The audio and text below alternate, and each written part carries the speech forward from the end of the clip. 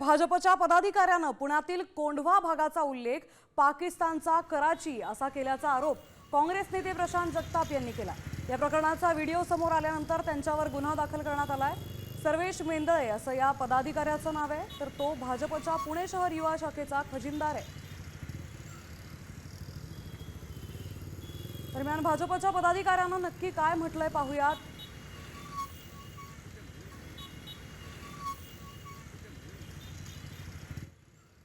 झालेला आहे। या भागामध्ये काही हिंदू लोक इथं व्यवसाय करत आहेत, राहत आहेत, तर या लोकांना कसं इथून हकलून टाकायचं, तर हे अशा पद्धतीनं त्यांच्या दुकानांसमोर, त्यांच्या व्यवसायांसमोर या सगळ्या अनाधिकृत टपऱ्या लावल्या। त्याच्या पुढे सगळ्या हातगाड्या बसवलेल्या आहेत आणि जर यांना कोणी काही बोलायला गेलं तर हे अंगावरती येतं। हा कोंढव्याचा पाकिस्तान व्हायला वेळ नाही लागणार आहे, ऑलरेडी निम्म्यापेक्षा जास्त झालेला आहे आणि अशाच पद्धतीने हा पूर्णपणे पाकिस्तान होईल, याचा सर्व पुणेकरांनी विचार करायला पाहिजे। आज कोंढवा एका भागामध्ये ही परिस्थिती आहे, उद्या पुण्यातल्या सर्व भागांमध्ये ही परिस्थिती होऊ शकते।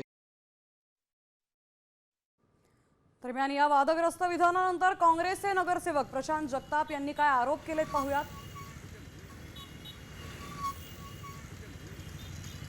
मागच्या 4 दिवसापूर्वी भाजपच्या एका विकृत पदाधिकाऱ्याने कोंढव्याला कराची पाकिस्तान असं प्रकारचं संबोधलं, तशा प्रकारचे रील्स तयार केले।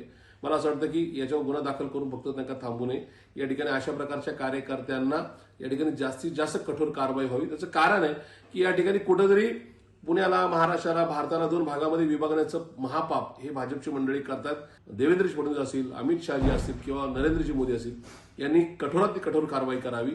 अन्यथा नागरिक या ठिकाणी त्यांना आपापल्या नाही का ज्या काही पद्धती असतील त्या पद्धतीने निश्चित उत्तर देतील, हा इशारा मी भाजपला देऊ इच्छितो।